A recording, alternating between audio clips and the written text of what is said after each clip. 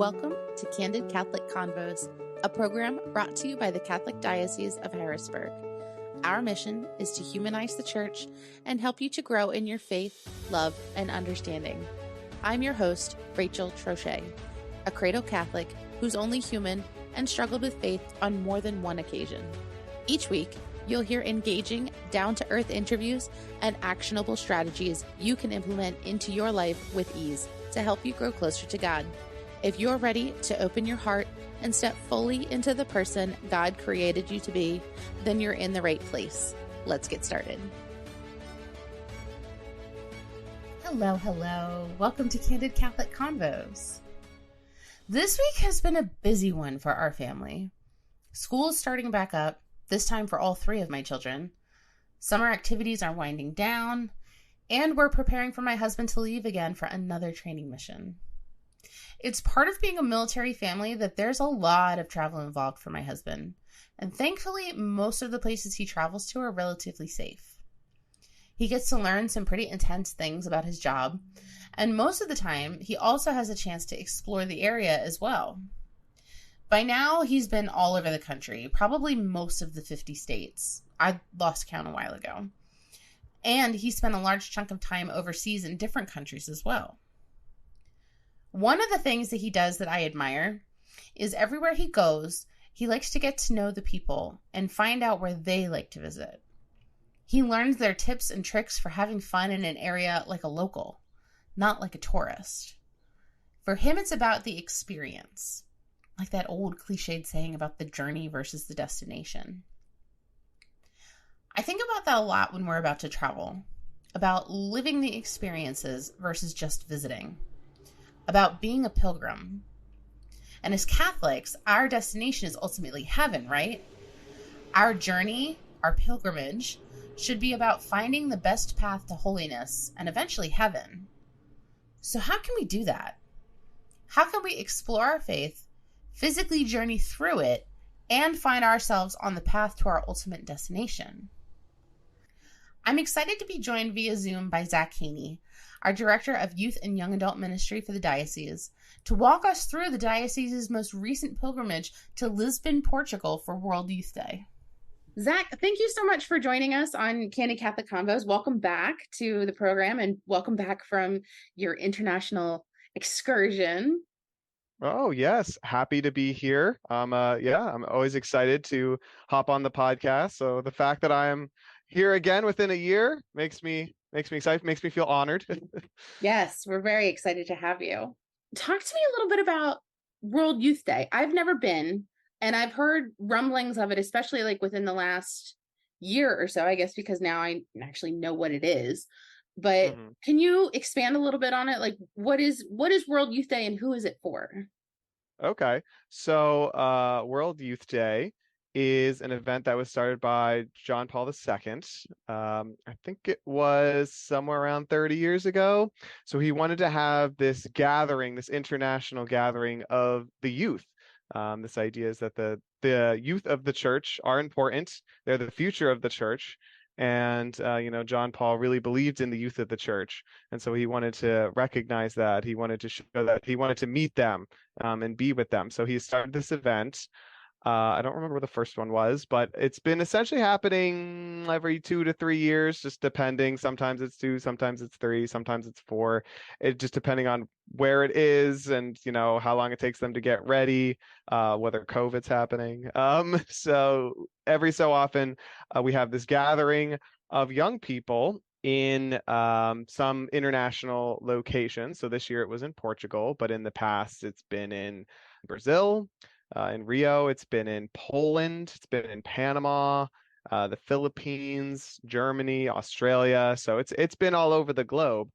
I personally have attended once before in Madrid, Spain. That was about in 2011, as I was a 18-year-old youth. And now here I am. I just led the group as a 30-year-old leader to Portugal. So not really that far away from my original site, Iberian Peninsula. But yeah, so anyway, so it's called World Youth Day, but the celebration actually is more like a week. I'm not actually sure technically what the day which day is the World Youth Day. But essentially it's a week-long celebration. The Pope joins us, so there's events all throughout the host city. So for us, that was Lisbon. So they have catechesis sessions, which are divided up by language group so that you know what's going on. So we, for example, were with a group that included Australians, people from the UK, so English speakers. So we had speakers like Bishop Robert Barron was there. He was speaking to us for one of our catechesis sessions. Bishop Fisher from Sydney, Australia was also there. So just an example, and they go over the themes of World Youth Day. So I think our themes this year were ecology, so protecting our planet and taking care of our planet. Social friendship, so this idea, especially in a post-COVID world, of trying to really connect with each other, and then just intimate relationship with God. So like our prayer life was another theme. So there's that, and then there's also other talks, like cultural things throughout the city. You could go to museums, you can go to churches, you can go to talks by people like Jason Everett, I know was there, for example, of all different languages and things like that. Try the local food and the cuisine, live entertainment like music, movies, like all this stuff. There's so much stuff happening, and then every night concludes with a big event. So for one, we had like our welcoming mass, which was done by the Bishop of Lisbon, and the next day, then the Pope showed up, so we had a welcoming ceremony for him. So which involves him, giving us, preaching to us. There also live events to help welcome him in. We did Stations of the Cross one night with the Pope, which was pretty awesome. And then all of this culminates in the weekend. So like the Saturday, Sunday, which I guess is what we could call the World Youth Day. So all the pilgrims go to a specific site, the vigil site. So where we have a vigil, we had 1.5 million people gather in essentially a field Oh, that's divided wow. into sections. Yes, yes. So there was over 2 million people who attended the event all week, but 1.5 million at the vigil. So it's a humongous field, like acres upon acres upon acres. So if you think, hey, we're in the field and we're going to be like right next to the stage where the Pope is, like that's not usually the reality. That's like a handful of people. The rest of us are all throughout the field. They have like screens and stuff set up so that we can see what's going I was gonna on. say, I kind of imagine it like general admission to a concert where you're like rushing the Yes. stage. Okay. Well, we're divided into sections, so we can't leave our section. But yeah, so like entering, I mean, we're in line with millions of people. So it was, and we're marching along a highway until we get to our spot in this field. And so we have adoration and other events with the Pope that night. And then we sleep in the field with everyone, like we sleep outside, yes, in the field. We rough it for a night. They give us food and water, and then there's plenty of bathrooms and everything. So like it's not like we're like roughing it, but like it's and we sleep outside with all the pilgrims. Then in the morning, then we have our commissioning mass. So the Pope says mass for us. Yeah, and then we're sent out into the world to go home and you know be changed and preach the gospel and be the change for the world. So it's that's kind of everything in a nutshell. Everyone also always tries to embrace like the religious culture and the religious history of the host country. So Fatima, the big thing in Portugal, obviously, big thing around the world. So a lot of people visited Fatima, including us.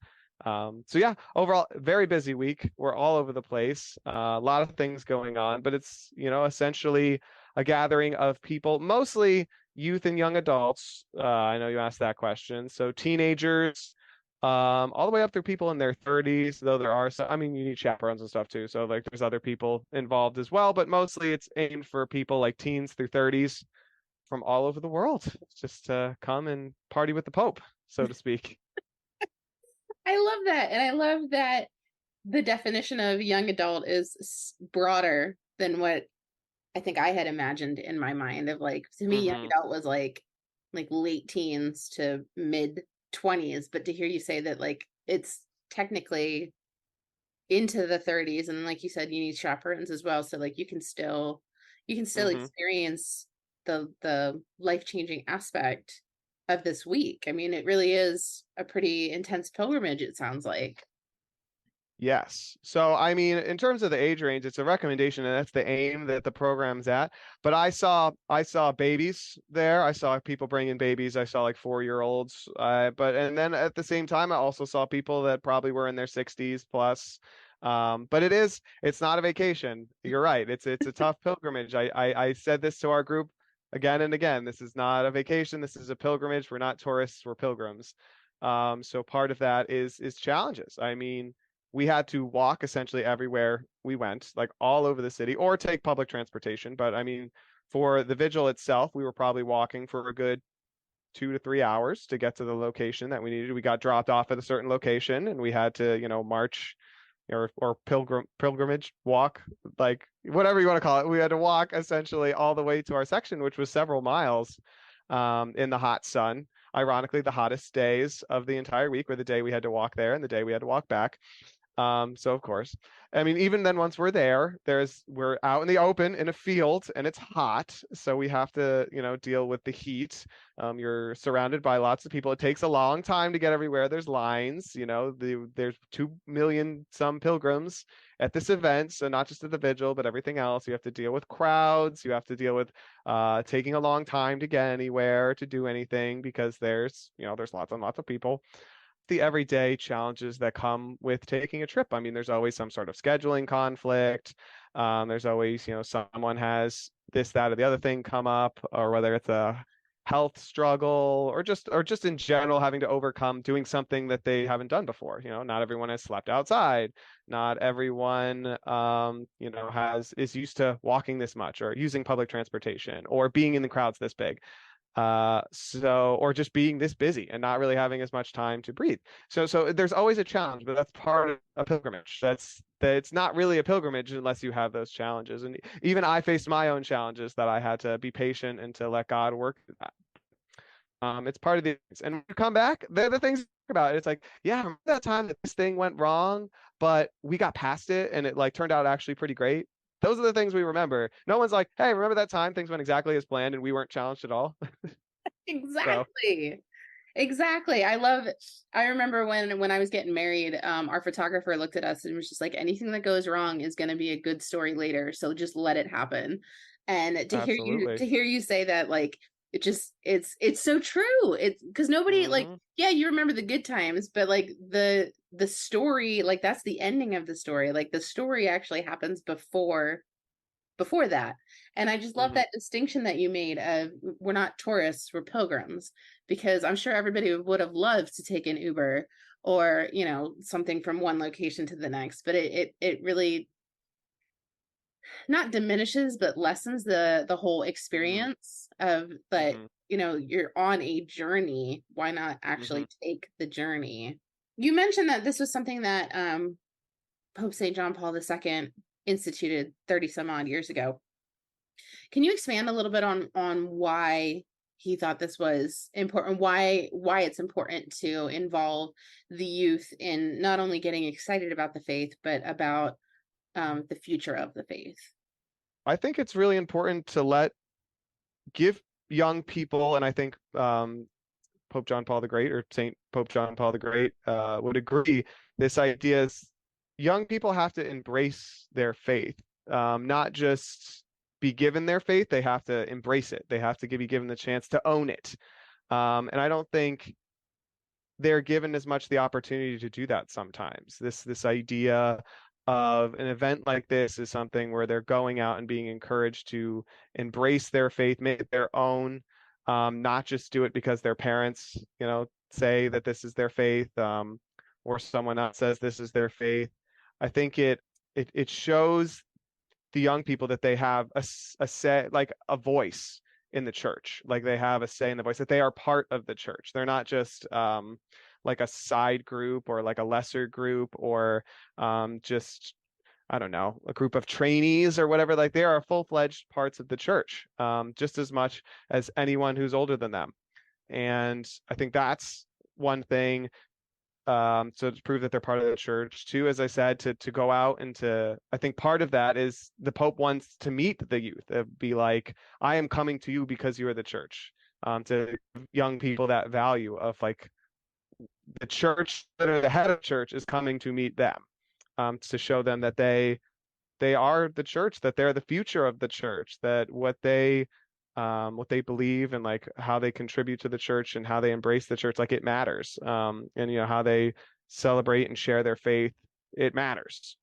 So I think that's part of it. Another is to show the youth that they're not alone. Like they're very not alone. Like I think sometimes as a young person you can get in that mindset that like, like I'm the only young person of faith in my parish or in my group or whatever it might be, or in my school.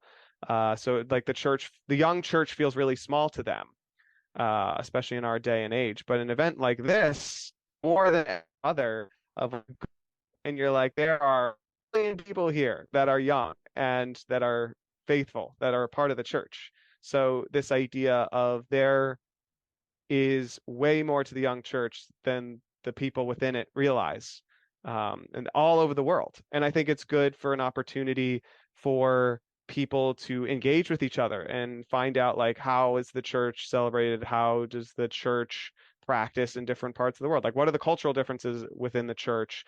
I think it's good for young people to see that there is a diversity within the church. I think people have this preconceived notion that the church is like cookie cutter, like everywhere. And there are things about the church that are standardized for so mass, this idea of like the order of the mass. Everything, you wouldn't even think about this sometimes, but every time we did mass, as a entire group of pilgrims, like in our catechetical sessions, it was done in English, but every other time it was done in Portuguese because we're in Portugal. So we really don't know what's being said, but we still know what's going on because the mass is the same. So you might not understand that he's saying, the Lord be with you, but you know that the answer is and with your spirit, even though the person next to you is saying it in a different language. So there's this idea, there's that beauty and that uniformity, but there is also a lot of diversity within the church. How people like to celebrate, how people where's that spice, that flavor that comes from the culture that gets inserted into the way they worship. Or even just the challenges that other people face in other parts of the world are not always the same challenges that we face. Like, for example, our group, we're able to meet people from Australia, people from the UK, or like the challenges in the UK are not necessarily the same as the challenges in the United States. Like, UK, we asked a lot about like, what's it like, the fact there's a state religion, the idea that Anglicanism is the state religion, and like, how does that work with being Catholic? And they were able to talk to us about that. And they asked us like, the United States is like very open, this almost too much openness in a sense. And they're like, well, doesn't that make things easy like in the United States? And then we kind of described to them how that in some ways, yes, but in a lot of ways, no. And this idea that because our faith is not like supportive of anything and everything just because you want it, like that type of thing, that makes things hard, because then our culture that promotes that kind of is a little bit not as supportive of us, because we appear to be very closed off or mean, or to some people, even though we are loving. And people don't always like get our side of the story, is that we say the things because we love everyone, but that doesn't come out. But anyway, so the point being that challenges, cultures, like all these things are so diverse throughout the world. And I think it broadens that horizon, because sometimes we get stuck just thinking only about the Diocese of Harrisburg and what's going on in the Diocese of Harrisburg. And of course, everything in the diocese is mostly the same, though there is even differences within our diocese. But like, this idea is it is mostly the same. So we forget that there is a diversity in the faith. So yeah, those are all just, I think, a few reasons that I think John Paul thought this was a good idea. That, and he just loved the youth. Like, he was just a man of the youth. He'd worked with them his entire priesthood, up to the time he was a bishop, and then he was a pope. So I think he really saw that importance. And really, if we don't support the young church, there isn't going to be a church. This idea is that the young church is going to be the church, that when they are the church, but then they're going to become the old guard one day, and then there's going to be a new young church. So this idea, we have to pass on the faith, and we have to start that early, and we have to empower these youth to take on that responsibility. I love what you said about it gives them the opportunity to kind of take ownership of their faith, because I was I still am a cradle Catholic, and I felt like this is what we do. like you're Catholic because your mom's Catholic and your dad's Catholic and you go to Catholic school, and like that's just how it is. But it wasn't until I was in my late 20s that I was like, oh, there's more to this. It's not just showing up at mass. It's not just, you really do get a sense of ownership. And I love that World Youth Day kind of gives young adults the opportunity to do that outside of a bubble, outside of that familial, this is how you were raised bubble. And you get to see, like you said, all the differences, all the beauty that comes from the same faith, but maybe celebrated a little bit differently. I think that's pretty amazing. Mm-hmm. You mentioned you've been to World Youth Day one other time. What was special about this trip versus that trip? Or did you find a lot of similarities of like, I really loved this last time and I got to do something similar this time? Well, I will say the first thing I got out of this trip is I gained a greater appreciation for those who organized the trip when I was young. So the adults that were in charge, I have so much more respect for them, and I'm thankful to all of them. If any one of you are listening, any adult from Diocese of Harrisburg, 2011, you know who you are. It's a challenge. It's different being the one who's just, I don't want to say the one being served, because they're doing a lot. I don't want to make it sound like it's easy for the pilgrims, because it's not. But this idea is they're just focused on the what's happening, like being in the moment, the trip, and the logistics kind of fall on the leadership. So I definitely had that challenge of like figuring out how for myself to stay in the moment while still being able to think about, contemplate the logistics, and making sure everything turned out okay, especially when things maybe went sideways once or twice because of things we couldn't control, and having to reorganize that. But I think even still, just being older, I think helped me appreciate it more. Even at 18, there was a level of I don't think I appreciated enough of what World Youth Day had to offer. I think I didn't embrace. I mean, I was still young, mentally, physically. I was still young. I was going off to college as soon as I got home, so maybe my mind was preoccupied too. But it was my first time traveling abroad. But now that I kind of had experience doing that, and I think I was a little bit more confident and sure of myself and more excited about this idea of trying new things versus, I think when I was younger, there was a little bit of a fear of the going outside the comfort zone. I'm still really glad I did it. If for anything, it gave me some familiarities for the future when I would plan this trip. But like this time, I really made it a point for myself to embrace all that was new, whether that would be whatever type of food was available in Portugal that was Portuguese. Like that was not like, oh yeah, let's just find the hamburger place. Like, let's see what this place has to offer, embracing that. I think at one point I said there were options on the menu. It's like I picked the one that I understood the least because it's just like, hey, I'm open to what's new. This idea of making sure getting to all the different locations, like when we're at Fatima or whatever, making sure just really embracing those cultural things, those things that yes, we can kind of listen to a talk at any point, but like we're at Fatima, like let's go see the sites at Fatima. Or there's many churches in Portugal, in Lisbon, like the Church of St. Anthony, where St. Anthony was born.